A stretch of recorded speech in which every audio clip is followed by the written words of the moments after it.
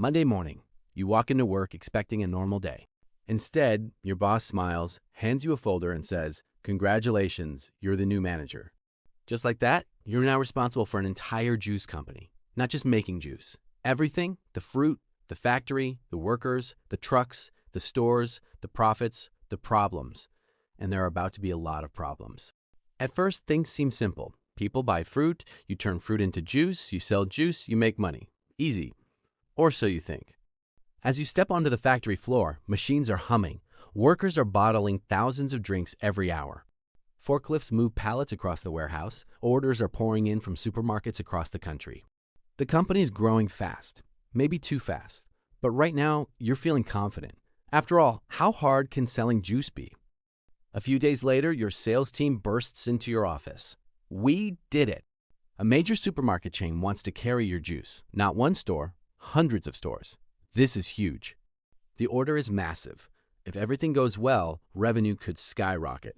You immediately start planning. More juice means more fruit, lots more fruit.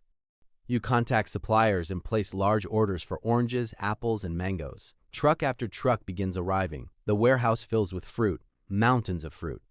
At first, it feels like success. The company is expanding, production is increasing, everyone is excited. Then reality arrives. Sales are growing, but not as fast as you predicted. The warehouse keeps filling. Boxes start stacking higher and higher and higher. Soon, workers begin reporting something alarming. Some of the fruit is spoiling. Oranges are turning soft. Apples are becoming unusable. Entire pallets are headed for the trash. You stare at the numbers.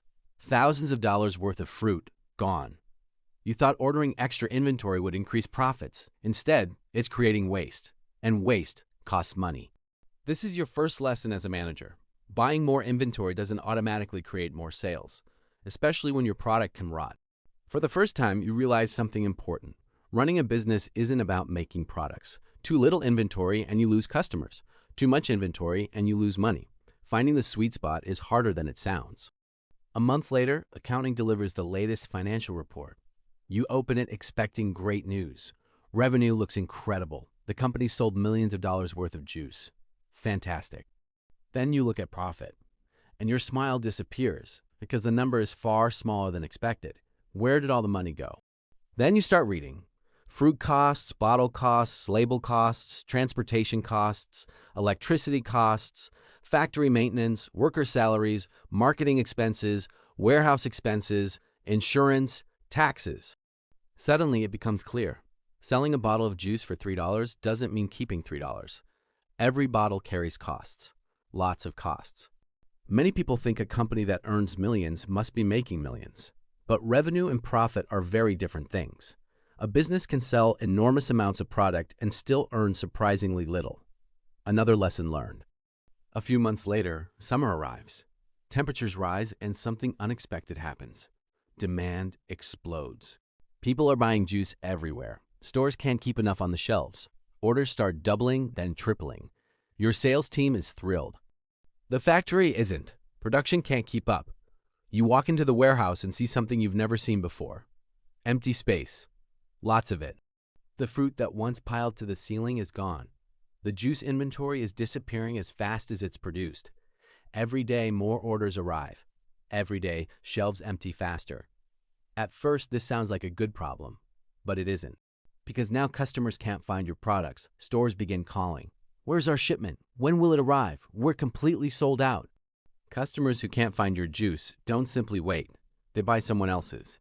Every empty shelf becomes an opportunity for a competitor, which leads directly to your next problem.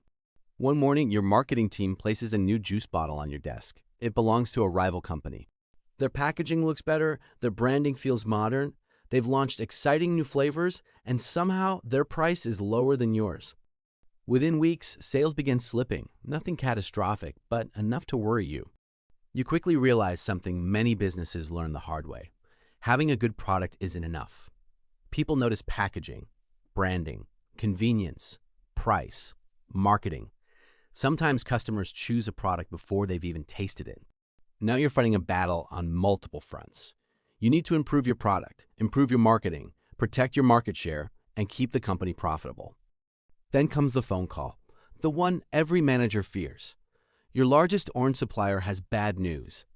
A severe weather event damaged much of the harvest. Production is down. Orange prices are rising dramatically, and supply will be limited for months. You hang up and immediately begin calculating.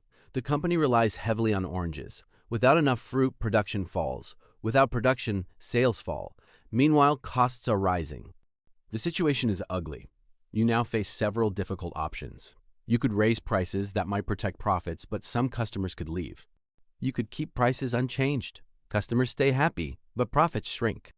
You could cut costs elsewhere, maybe cheaper ingredients, maybe lower spending, but quality could suffer. Every choice solves one problem while creating another. This is one of the biggest surprises about management.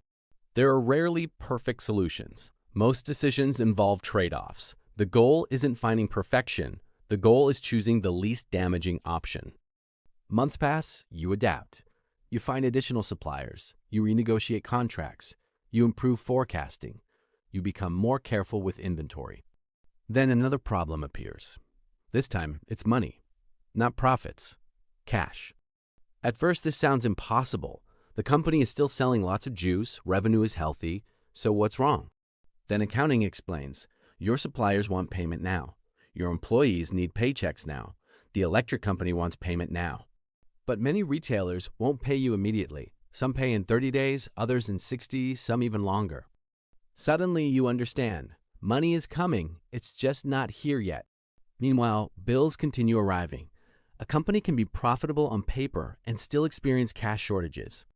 That realization changes how you view the business. Sales alone don't keep a company alive. Cash flow matters too. As the year continues, your management style evolves. You stop reacting to problems. You start preparing for them. Instead of relying on one supplier, you build relationships with several. Instead of guessing demand, you analyze trends. Instead of overstocking inventory, you improve planning. Instead of constantly fighting emergencies, you build systems. Slowly, the company becomes stronger. Waste falls, forecasts improve, production becomes smoother, retailers become happier, customers become more loyal, the chaos begins to fade. Then one day, nearly a year after becoming manager, you walk through the factory again. The machines are still running, workers are still busy, forklifts are still moving pallets. But everything feels different, because now you understand what you're looking at. Every bottle represents countless decisions. Someone had to forecast demand. Someone had to buy fruit. Someone had to schedule production. Someone had to negotiate transportation. Someone had to manage inventory. Someone had to control costs. Someone had to solve unexpected problems. And for the past year, that someone was you. When you first became manager, you thought the business was about making juice. Now you know the truth. Making juice is the easy part. The hard part is coordinating farmers, suppliers, factories, warehouses, retailers, employees, customers, and finances so that one simple bottle appears on a store shelf exactly when someone wants to buy it. And when that happens smoothly, most people never notice the incredible amount of work behind it. They simply grab a bottle, pay for it, and walk away. But now you know the story behind every bottle, because for 1 year, you were the manager.